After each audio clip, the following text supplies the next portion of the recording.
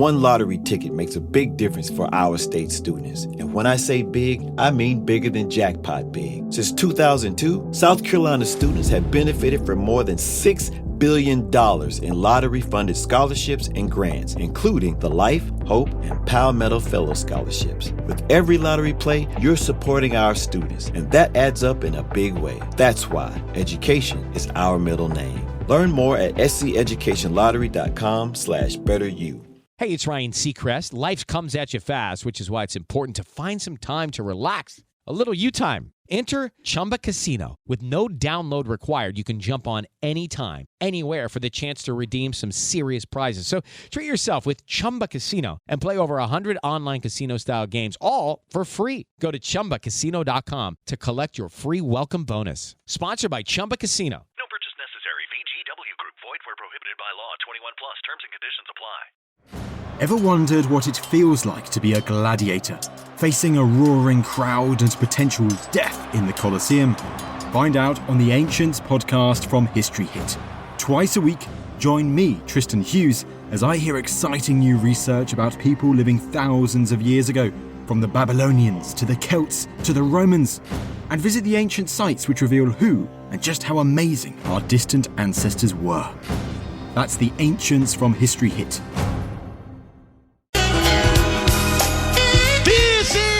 Your loser-proof doesn't mean what it used to. Leader Fan Radio Network. It's frustrating. And KFAN.com. 2 minutes and 47 seconds past 3 o'clock.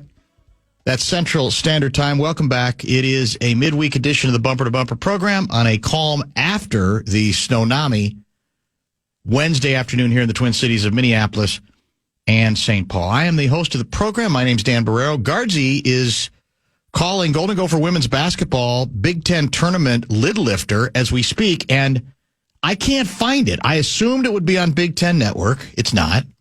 Then I said, well, would it be on ESPN2? I don't know. Is it anywhere? I have to believe it's somewhere. I've got bad news for you. It's not? It's on Peacock. Oh, it's on Peacock. Now, I could, that during the break, I can set it up in there. We might have to. Okay. Because we might do a live listen-in. I have that ready, too. Preparing for, well, I think it was scheduled to start at 2:30 or 2:40, so I think it's already started. Yep, second quarter. Gophers and the University of Washington in a first round Big Ten women's basketball tournament game, a game you can hear in its entirety on our sister station, which I believe is it the Plus? I think it's KFAN Plus right now. So we'll try to get to that, and that explains it. It's on Peacock. It is one of the we've talked about this before. It's one of the frustrating parts of this brave new world in which we live. It's not so much a fear of new technology or even of streaming, so much as hard to keep track of what's where, right? And you're used to having a grid on whatever your TV outlet is, whether it's cable or satellite dish or, YouTube, whatever the case may be, and you just kind of go down the grid, right? But now it's not that simple because, it may not be on your grid. It might be on Peacock. It might be on someplace else, and it's hard to know without a scorecard. And as we said also, it makes it a little bit more complicated in that if you want to go back and forth between, let's say, your DirecTV satellite feed and a streaming outlet like Peacock, that too then involves a couple of steps that it has not previously. So eventually, I'm sure there'll be a solution to all of it. There'll be one master switch from which you can move readily and easily from one alternative to the other. But for the moment, that's what we are indeed stuck with.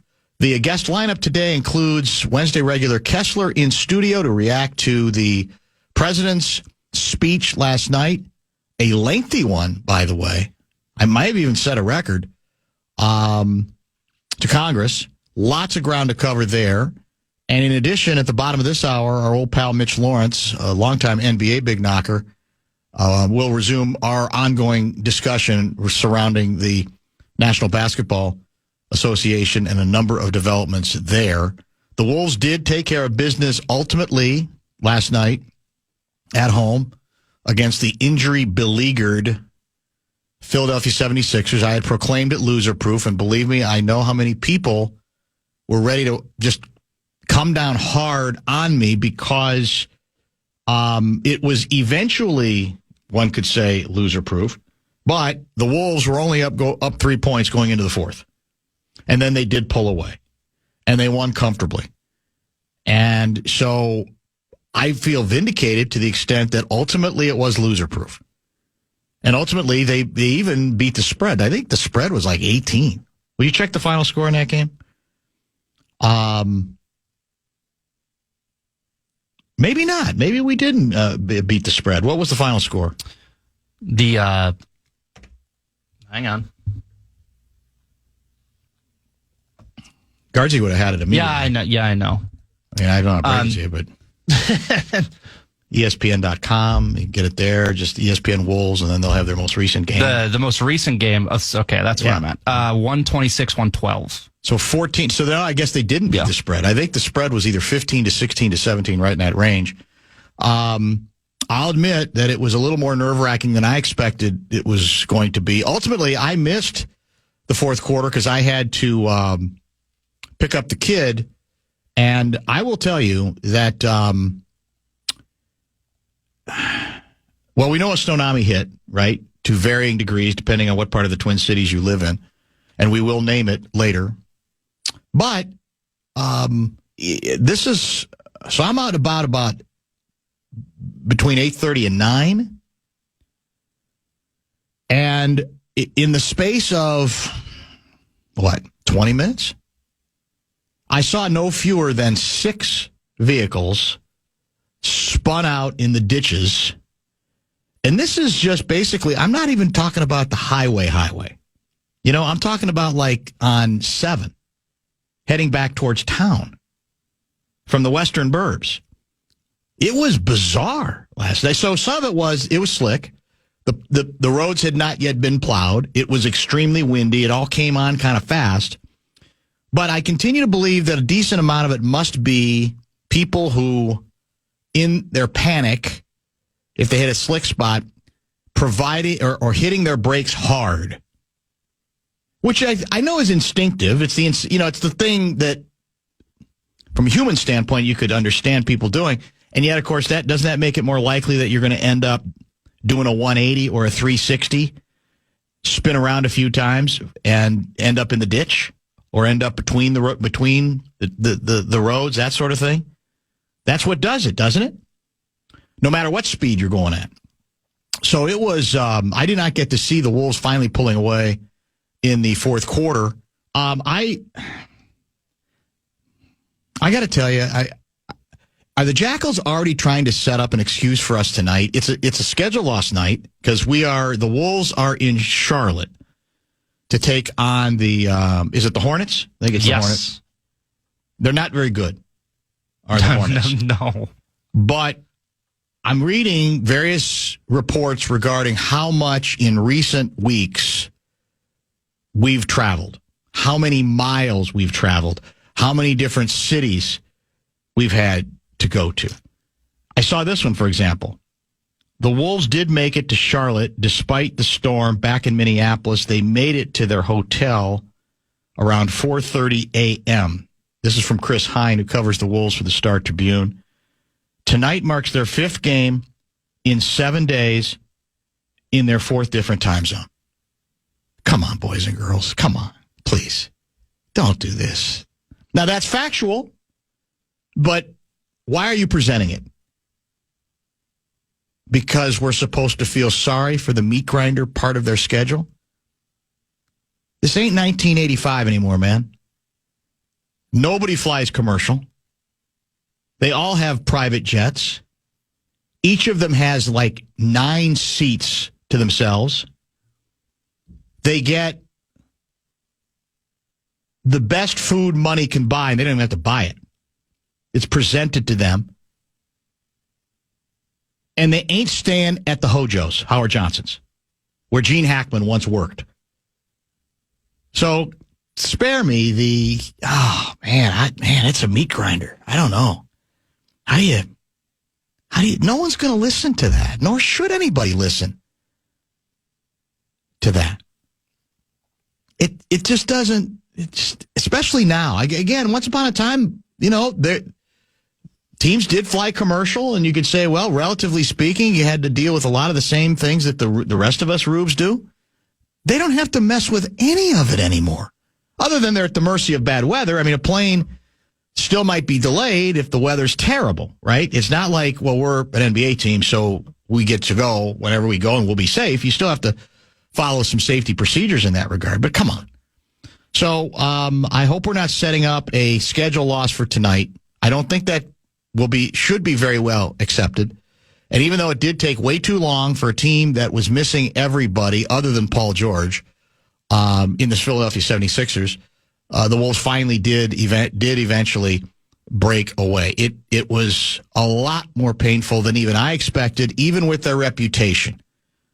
But ultimately, I at least didn't have to hear a bunch of people hammering me today for mocking me for calling a game loser-proof in which the Wolves actually found a way to lose. In the end, it was not particularly close. Wild? Well, it got a little dramatic for your favorite hockey club, right? Where we're in control and then we're not so much. But we held on, did we not? Yeah, they held on. Held on and knocked off the Kraken. The Kraken. And next is Vancouver. Is that Thursday or Friday? Is that tomorrow Vancouver's or Friday? Friday night. Friday night again. And Louis will be on that call as well. That's a game you can hear on the Fan, too. So, again, wow. 5th game in 7 days in 4 different time zones. What? To me, the message you're conveying is the obvious. Like, man, I don't know how these 22-year-olds, 24-year-olds, 25, 26, 27-year-olds, with a couple of longer in the tooth folks, how they do it. How do they put up with it? All the impediments, customs, middle seats, peanuts for the food, for the meal, a stale bag of not even cashews, just like beer nuts. Oh, God. Have to stop. I don't know why we want to make it so easy to hand these prima donnas excuses when they really, I don't even think deep down they want the excuses used. Because I think deep down they know how well they have it. Well, there might be a couple people who don't, including Kevin Durant. More on that later. That's called foreshadowing. It's a subject we might get into with Mitch Lawrence. An interesting comments after the game, after the Phoenix Suns game last night, in which they were booed early, came back and had a dramatic fourth quarter comeback to win. He had some interesting things to say that will be, I think, of interest to Mitch Lawrence, our 3:30 guest as well. Let me get to a couple texts when we come back. Bradshaw and Brian KFAN text line is open. That number is 64686. And perhaps, maybe we'd even name the Snownami early today. Because we can always name it a second time for those listeners who are coming on board later. But the committee met in emergency session this morning. And there was less bickering than there usually is on finally, coming together on the naming of only, I think, the second Snownami of this season for 2024-25. That's next. Step into the world of power, loyalty, and luck. I'm going to make him an offer he can't refuse. With family, cannolis, and spins mean everything. Now, you want to get mixed up in the family business. Introducing The Godfather at ChumbaCasino.com. Test your luck in the shadowy world of The Godfather slot. Someday, I will call upon you to do a service for me. Play The Godfather now at ChumbaCasino.com. Welcome to the family. No purchase necessary. VGW Group. Void where prohibited by law. 21 plus. Terms and conditions apply. I can't stop. Join Must and Miller Lite at Big Louie's Bar and Grill in Crystal this Thursday from 5 to 7. Stop by to register for a chance to win a spot in the Vikings Foundation Golf Tournament. Full details now, KFAN.com. Keyword golf. I can't stop. I just can't stop. State high school hockey tournament. I think we've got, is it 2 games in the books now? 1A, the opener was St. Cloud Cathedral and Matamidi. St. Cloud Cathedral wins 3-0. And last I saw, Orono was leading Northfield 6-2. Is that a final yet? I think it could be close if it's not already. Coming up at later today at 6, it's Laverne versus the top seed, Hibbing Chisholm. And then at 8 tonight, it's Northern Lakes versus East Grand Forks. We're also monitoring the first game of the Golden Gopher, I should say the Big Ten women's basketball tournament. The 13-seed Gophers and the 12-seed Washington Huskies. It is halftime, and the Huskies hold a 32-30 lead in that game. And as play resumes, if we have time, we'll try to get a live listen-in involving our guy Guardsy. We like to play the game where we do the over-under on how long it will take to hear the first Mike Grimm whine about the officials when we monitor Golden Gopher men's basketball. Maybe we play the same game with Guardsy today and see how long it takes him for him to start the first passive-aggressive whine on us being jobbed by the officials, because we know we always indeed get jobbed by said officials. That hopefully will be a part of the action a little bit later. Allegedly, the Gopher women are at the outer edges of the NCAA tournament field. I don't know if they have to win today. It probably would help their cause if they did. Might improve their position a little bit, especially if they were able to win a couple of games. The men, of course, are out. The only way the men are going to make it would be to win the Big Ten tournament. The good news is for a while they seemed to be the possibility they weren't even going to make the tournament. The Big Ten men's basketball tournament. Now they are in a much better position in that regard. The range of snowfall throughout the Twin Cities metro, massive, was it not? Like anywhere from a dusting to 1.5 inches to like a foot. Is that kind of the range? A couple feet in Apple Valley, yeah. Of course, Apple Valley got even more. There were a lot of Snownami naming suggestions that the committee took under consideration. Some of them quite clever, some of them a bit sort of eye-rolling, but we always appreciate the effort nevertheless. And thanks to our good friend Ryan Donaldson.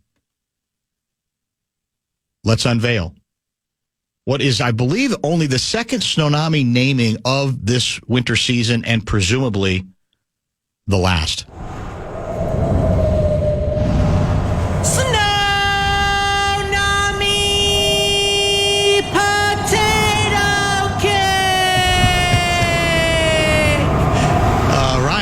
That is so good. He's taken up the mantle. He's become really the unofficial, now official Snownami voice, and he has taken it to new heights that we didn't see. I appreciate the fact that he has taken it seriously. He has taken pride in it. And I think over the course of time that he's kind of picked up the mantle or the baton, he's become better and better and better. Snownami Potato Cake shouldn't be all that surprising in that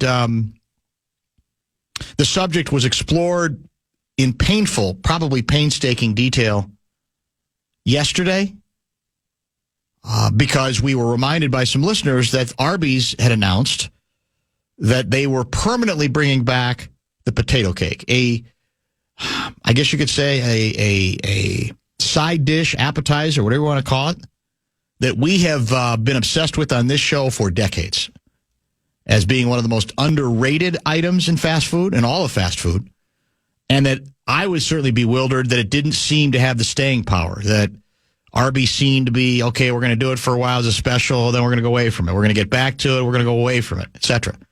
So now they're saying it's permanent to the point where you can join, you can not retroactively, proactively join what would be a class action lawsuit against Arby's if they pull the plug on it again. And you'd get to share in I don't know if it's like a lifetime supply of potato cakes or something else, but it became a major point of exploration during the Abyss yesterday.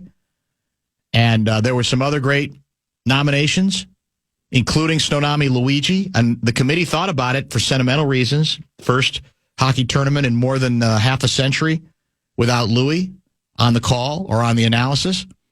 But ultimately, we decided to go very timely. And I'll admit, part of it was I just wanted to hear how it would sound for Ryan Donaldson, our big voice Stonami guy, enunciate Stonami potato cake. It felt like it was the right thing to do. So thanks for everybody for playing along in the game. Let's do can we do a live listen-in right now? Gophers, Sure. Washington. The second half, I think, has begun. It's our guy Guardsy on the call on KFAN Plus right now. They get Briggs with the foul. Her second. First on Washington here in the quarter. Not a lot of fouls in the first half. Not many free throws. Just 3 total free throws as we were commenting on during halftime. Box set for the Gophers. Battle inbounds right baseline. Gets it to Grachalski. Short corner right side. 17 on the shot clock. Grachalski with 8 points to Battle now. Dumps it into Sophie Hart. Had to catch it with the left hand on the right block. Goes right to work on Daniels. Nice. Nifty step through in the lane and lays it in with the left hand. Great footwork, Sophie Hart. 6 points for Sophie. Gophers back within 3. Briggs and Sellers play catch near midcourt. Now to Daniels, right free throw line extended. They run a bunch of little down screens and curl cuts, and Sellers comes off the screen down screens and curl cuts, you say. Stein's in the corner. A 3 is on the way. It's good by Briggs, the lefty from the left side. There's more good ball movement, and Briggs has her first 3. 38-32. Gophers trail. Higher. Tried to get it into Hart. She wasn't there. To Grachalski, now to McKinney, who hesitates, drives left side, lays it up. It's blocked by Ledeen. McKinney was looking for the contact. Ledeen didn't provide it. Now she gets a pass out to Sellers left corner. Drives left baseline. Kicks it out to the right wing. One more extra pass. Back to Briggs right wing. To Ledeen. Top of the key 3 is short, no good. And Hart with a good box out and rebound for Minnesota. Quick outlet for Grachalski. Cross-court pass to Battle right side to Hire, who's at the rim. Lays it up. No, might have been blocked by Daniels. Gophers have had 2 good looks at the rim here. The last 2 possessions haven't been able to finish. You can fade it out. So Washington perfectly fine run. I think Guardsy might have been tipped off because I don't think during that stretch there was a single whine accusation about the officials missing a call. Did you hear one? I mean, we got close right off the bat. There's been no free throws. We did. What's that about? But he did say for either team, which would indicate not necessarily an advantage. Yeah, for one or the other. I think there was between the two teams 3 free throws at the half. So that might just mean nobody's going to the basket.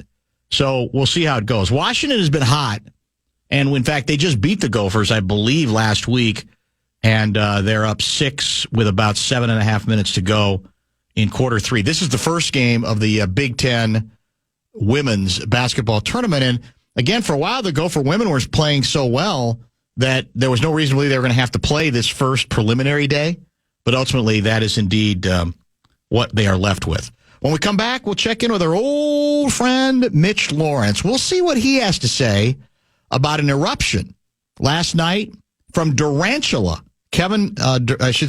Durant, and we'll get to some Wolves conversation with him, the Lakers red hot, and Mitch is based in Dallas. What is life like for the pro basketball fan in Dallas now that Kyrie Irving is out for a minimum of another 12 months on top of them already being under siege for the Luka deal in the first place? All of that with our guy Mitch, the acerbic Mitch Lawrence is next. Hello, it is Ryan, and I was on a flight the other day playing one of my favorite social spin slot games on ChumbaCasino.com. I looked over at the person sitting next to me, and you know what they were doing? They were also playing Chumba Casino. Coincidence? I think not. Everybody's loving having fun with it. Chumba Casino is home to hundreds of casino-style games that you can play for free anytime, anywhere, even at 30,000 feet. So sign up now at ChumbaCasino.com to claim your free welcome bonus. That's ChumbaCasino.com and live the Chumba life. No purchase necessary. VGW. Void where prohibited by law. See terms and conditions. 18+.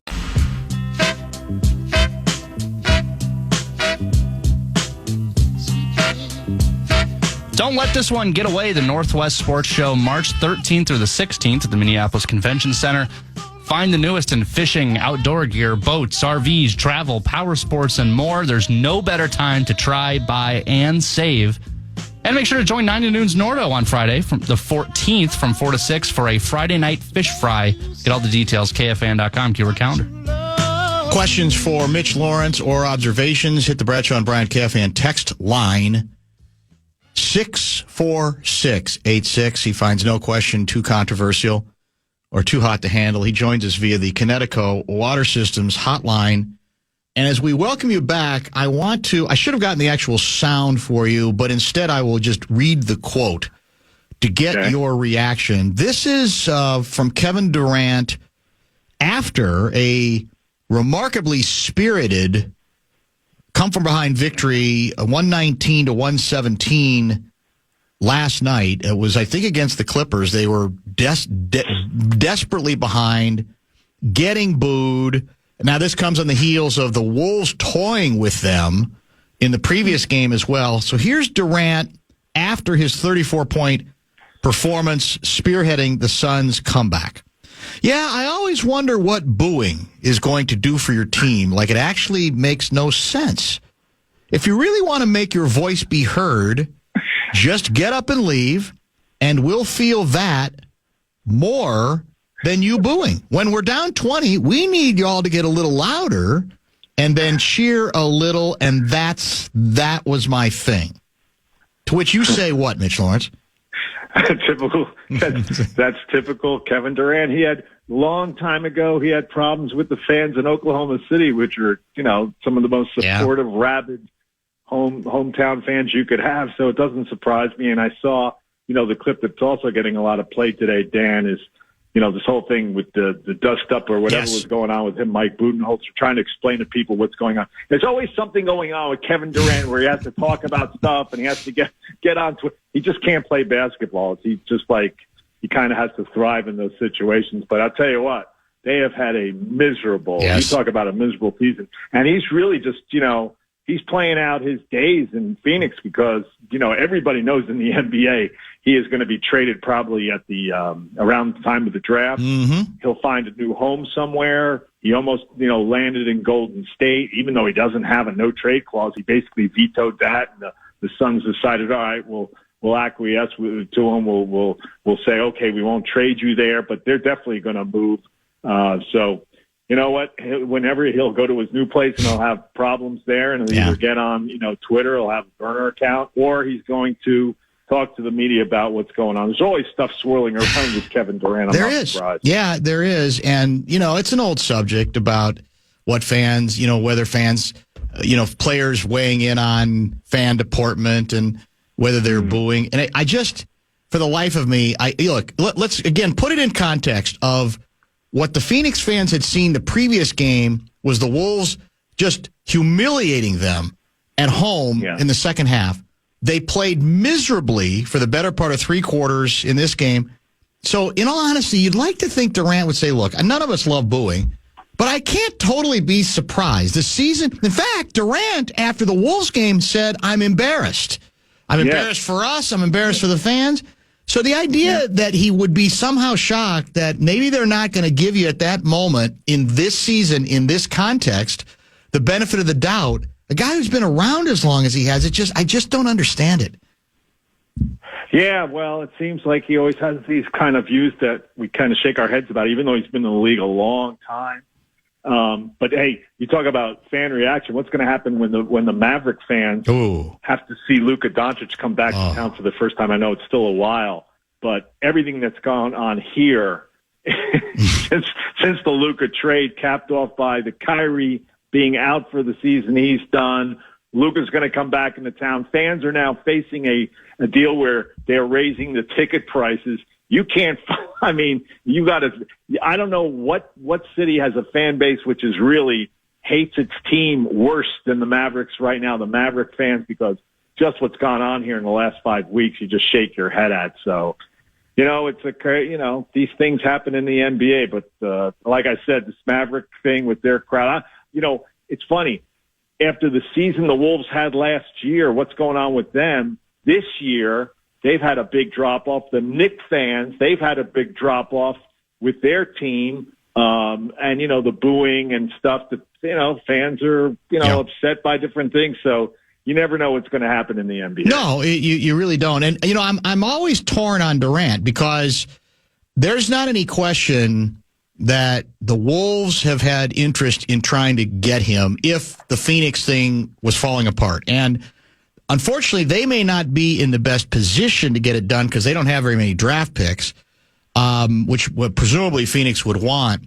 But there are people who've mocked me, who text and say, why are you constantly asking people about the viability of Durant here in a trade, given his age and the circumstances? And it's because I think, Mitch, especially if the Randall experiment doesn't get saved the rest of this season for the Wolves, and they kind of go out meekly in the playoffs, it's a belief that you're still going to have to try to do something dramatic. Durant loves Anthony Edwards. Anthony Edwards loves him. I still think he can play. I look at his numbers and say, as a number 2 guy, I think he's still got a lot. Again, whether it's realistic that the Wolves would have the goods to pull off that kind of a deal, I don't know. But that's the irony, is he bugs me sometimes in his approach, but at his advanced age, his numbers are still pretty good. I mean, we're talking about, and obviously, the clock is running out, yes. But just in terms of his career overall, he's one of the probably, as an offensive player, yep. a top 10 You're offensive right. player in the history of the league. Mm-hmm. He's won 4 or 5 scoring titles. He was finals. We saw what he did against LeBron in the finals MVP when he was hooked up with Steph Curry, which was, they were a juggernaut, and he's been just a phenomenal scorer. And so, yeah, I think there are several teams that would look to, teams that, it's been suggested in some quarters that, if Oklahoma City falls short this year because they don't have someone who can, answer the bell offensively, if Shai Gilgeous-Alexander struggles in yep. the playoffs, as we saw last year, Kevin Durant might be a great fit back in Oklahoma That's right. City. Sure. Houston. There are a bunch of teams that could probably use him. Maybe a Memphis. Because of exactly what you say. In the playoffs, especially when you need to get some big-time scoring in the fourth quarter of a close game, you know what? He'd be a great second option. Of course, Miami's always been interested in him, but they probably don't have the goods because they had to give up, a lot for in the Jimmy Butler thing when they moved him out. They got some stuff. But listen, he'll still be, I think he's going to be a guy who a lot of teams are going to go after for that exact reason. Playoff teams that need that extra offense. Boost. Yep. And maybe he can be a number 2 guy for you. Did you happen to hear or read the D'Angelo Russell comment to Karl Anthony Towns? No. So it's worth reviewing. We played it a couple of days ago. I doubt we still have it, and it's a little lengthy, but I'll boil it down. Well, and it's a podcast, first of all. Did this force Carr think this is why he's missing games because of personal reasons? Did it kind of get him that way? Who knows with him? But he didn't play because he's out because of the personal. I don't know. Who knows? Well, D'Angelo has a podcast too, I guess. I didn't know that. I guess I shouldn't be surprised that everybody's got a podcast. So sure. Kat's on it with him. And the first answer from Kat is actually pretty interesting because it's him relating the story of when Tim Conley shows up at his door like 5 minutes before the story leaks that we're trading you to New York. And he's talking about how, he wasn't ready for it. It did kind of stun him. He was ready to hit the ground running. Second season. Let's take another bite at the apple. Me and Ant, we're in good shape, blah, blah, blah. And that's fine as good as it goes. And then Russell says, I'm watching the Wolves these days, and you know what I'm saying to myself? I'm saying, you know what that team could use? Karl Anthony Towns, which is actually not a bad line because that's how we kind of all feel, right? But then he ruins it, Mitch, by adding, you know who else they could use right now? Me. D'Angelo has decided he is the missing piece that could be the difference. And how many times has he been that delusional in his career? He never, ever, ever will get it. I knew it was him he's talking about. But you know what? in New York, they're saying, you know what they really miss? They miss guys like Randall and DiVincenzo because they don't have that defense and the grit and the all-out hustle anymore. They've changed their identity. They're too much of an offensive team. They're a terrible defensive team. So it's a trade where both teams lost. You're right, in a sense. I mean, Cat, it's fair to say, is it not, that Cat has given the Knicks everything they could have hoped for and more offensively, but the rap is they can't beat anybody good. Not only can they not beat anybody good, they can't even play close to the good teams, and they can't guard. Correct? Right. And it's driving Knicks fans nuts. I pay a lot of attention to the New York area. I was up there for 20-plus years, as you know, and Knicks fans thought, a lot of Knicks fans thought, boy, this Karl-Anthony Towns trade, this will put them over the top. They're going to be able to go into a series against Boston now with Brunson and Karl-Anthony Towns, and then they'll have these perimeter guys like OG Anunoby and Bridges, who they got, and Mikal Bridges, who they brought in, and they'll be well equipped. The problem is that they've totally changed their DNA. Their team has totally changed now for the worse because, Dan, they just can't stop anybody. And the toughness that New York fans love the blue collar type of team that, you know what? We're going to out-battle you, out-scrap you, and they lost Hartenstein, too, which is a huge loss for them, a good addition for Oklahoma City in the middle, so they don't get the offensive rebounds. So now it's all predicated on we're going to outscore teams, and that's, the Knicks fans hate that. And so for them and for Minnesota, things have just not worked out. Now, the Knicks still, can they put it together in the East and get beyond the second round? I don't think so, because now Cleveland's blown by them. Right. You got Boston is still going to be Boston will probably go into the playoffs as the favorite in the East, maybe the favorite overall because they've done it, and we'll see about their health situation. But Cleveland's blown by them. So the Knicks, even though they've got the fourth best record overall, they've got problems because it just looks like their type of play is not going to translate well to the playoffs. Mitch Lawrence is joining us. Still often appears on the Sirius XM NBA channel and other pursuits as well. And he joins us to talk NBA occasionally. And I do want to get to, you're based still in the Dallas area. I do want to get to the Irving injury and what's left of the Mavericks' goodwill in that town at this point. But you can speak to something else because you have covered the league a long time, and there's kind of a new theory being advanced that one of the things that's frustrating some of the newer fans and even I think some newer media members is this notion that if you go back decades, the star players never felt the heat from the media that they tend to now. And, of course, media then is different than now in that media is anybody who's got a blog or anybody who can tweet something, which is part of the problem in trying to compare the two eras. But can you speak to the fact, and it's fact because I was there for a lot of it too, that the notion that even for Michael Jordan, Magic Johnson, even for the greats of the greats, that they never had pushback, that they were never scrutinized, that there was never any kind of, wait a minute, what are you up to here? What did you mean by that? How did you got a coach fired? What's that all about? That it's just nonsense to think that in that age there was no pushback even on the star players. As you remember, Michael Jordan was known as a great scorer who couldn't win playoff series. Exactly. Initially. Yep. And he caught a lot of heat for that. And then, obviously, once he started to win in the 90s, now he was around in the mid-80s, and, the Bulls only went so far. He was viewed as just this prolific scorer, but what is he ever going to do in terms of winning? And then Magic had some notable playoff problems.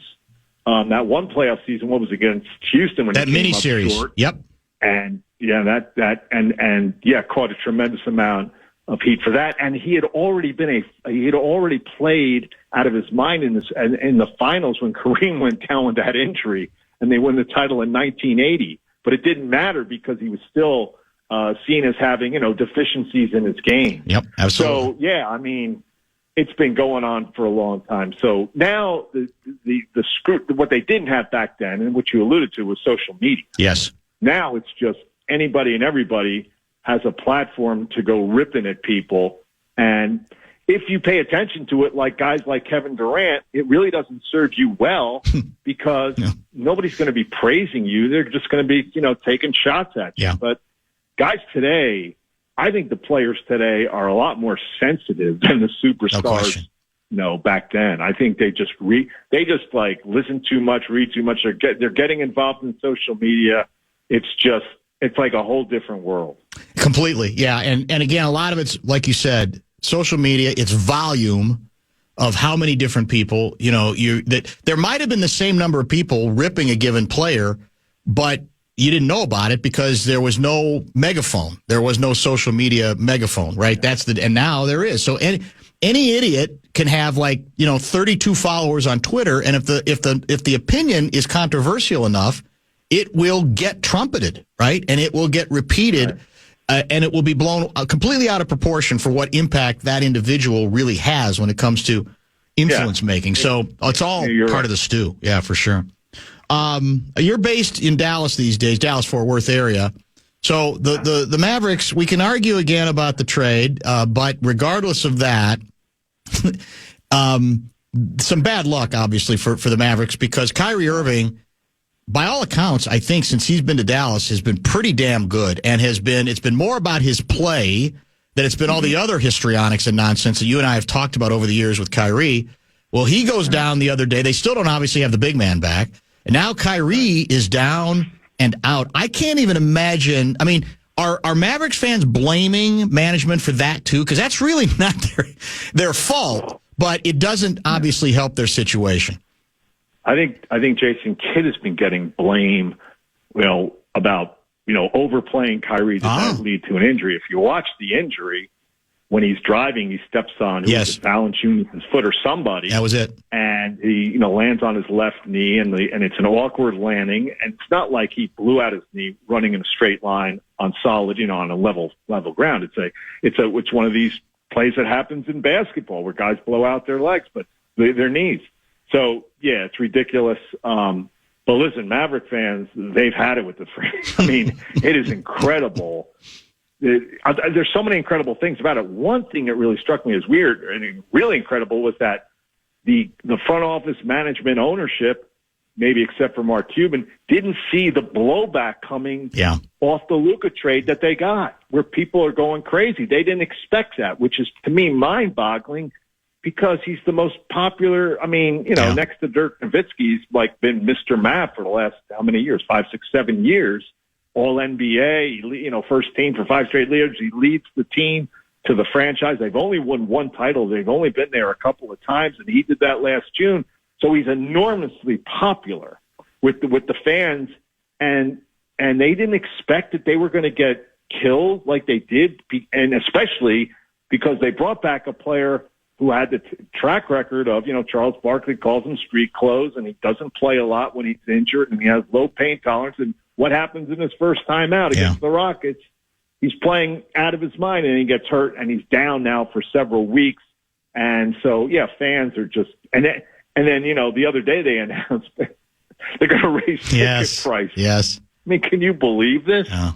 It's absolutely nuts. They've had – over the last 5-6 weeks, so many things go wrong that Maverick fans they're just besides themselves. I'm telling you, I can't think of another fan base that hates their team worse than the Maverick fans hate the Mavs.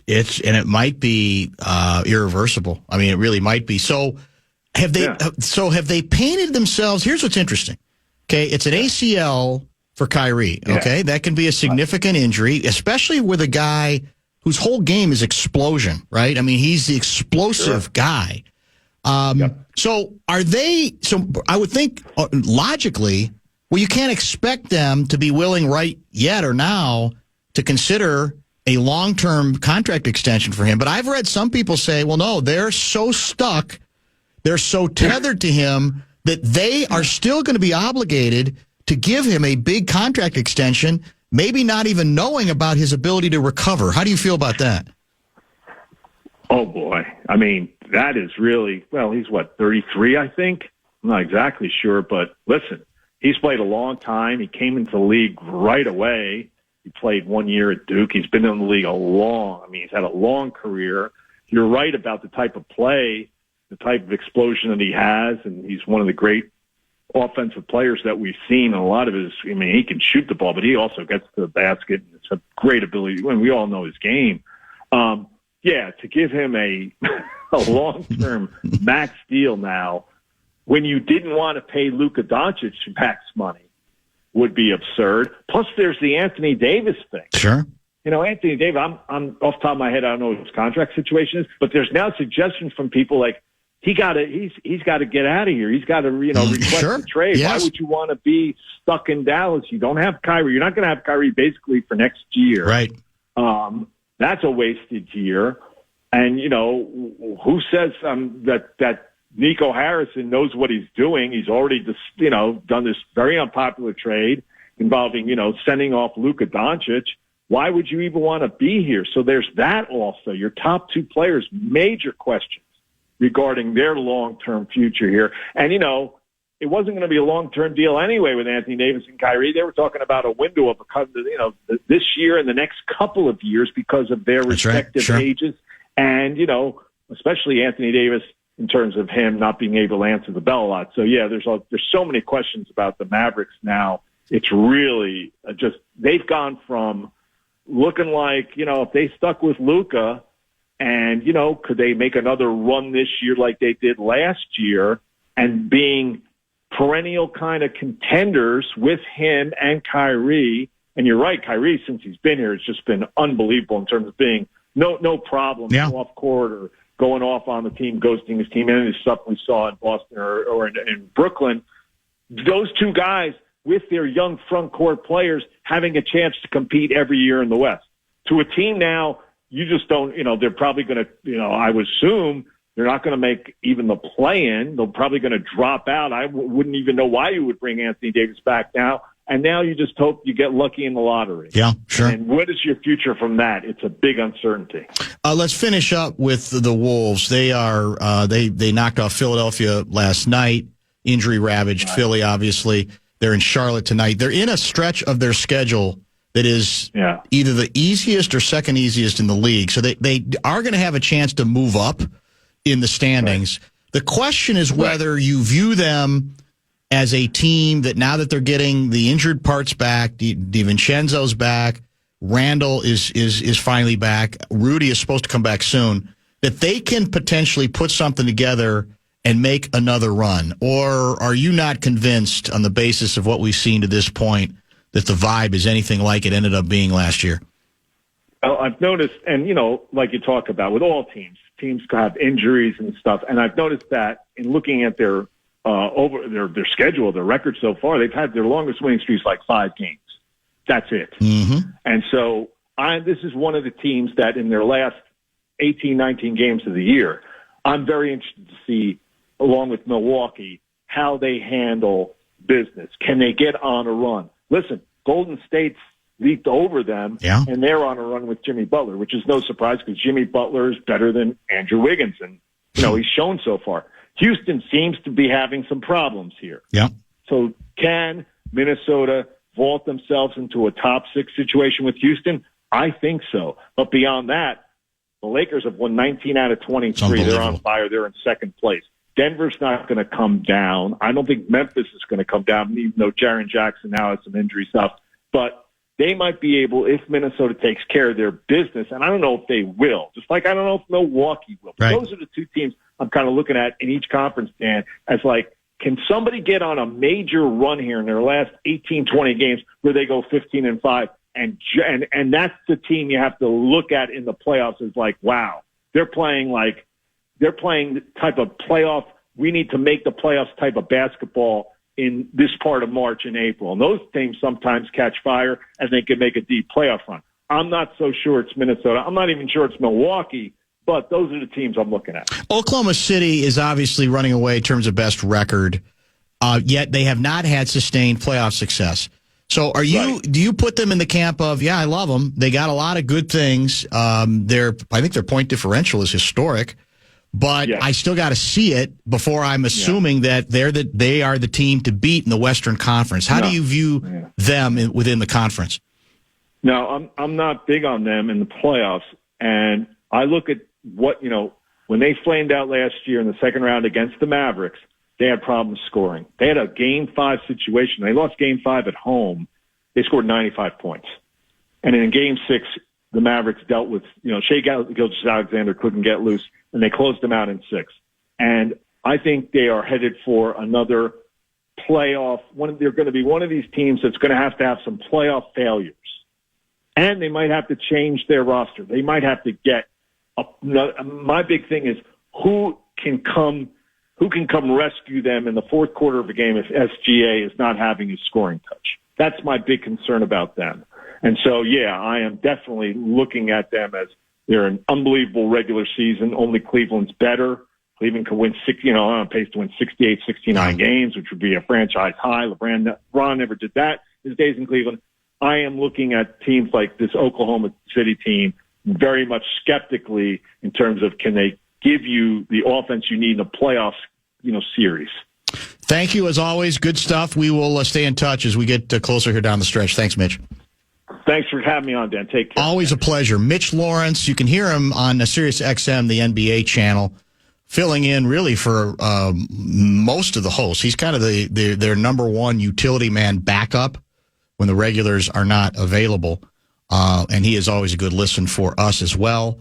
We are let's try to get a quick break in, and then maybe when we come back, we'll do one more live listen in. Golden Gopher women's basketball Big Ten tournament. It is not going very well against the Washington Huskies. We'll do that. Prepare you for Kessler, who's going to join at 5:30 as well. Lots more to get to. The lottery is not about getting rich. It's about helping people, and it always has been. The lottery is what helped raise the Great Wall of China, build the roads of Rome, and today in South Carolina, it's what generates millions of dollars each year for scholarships like the SC Hope, Life, and Palmetto Fellows. The South Carolina Education Lottery is investing in you. Visit sceducationlottery.com/betteryou to learn more. It is Ryan Seacrest here. There was a recent social media trend which consisted of flying on a plane with no music, no movies, no entertainment. But a better trend would be going to ChumbaCasino.com. It's like having a mini social casino in your pocket. Chumba Casino has over 100 online casino-style games, all absolutely free. It's the most fun you can have online and on a plane. So grab your free welcome bonus now at ChumbaCasino.com. Sponsored by Chumba Casino. No purchase necessary. VGW Group. Void where prohibited by law. 21 plus. Terms and conditions apply. Ever wondered what it feels like to be a gladiator, facing a roaring crowd and potential death in the Colosseum? Find out on the Ancients podcast from History Hit. Twice a week, join me, Tristan Hughes, as I hear exciting new research about people living thousands of years ago, from the Babylonians to the Celts to the Romans, and visit the ancient sites which reveal who and just how amazing our distant ancestors were. That's the Ancients from History Hit,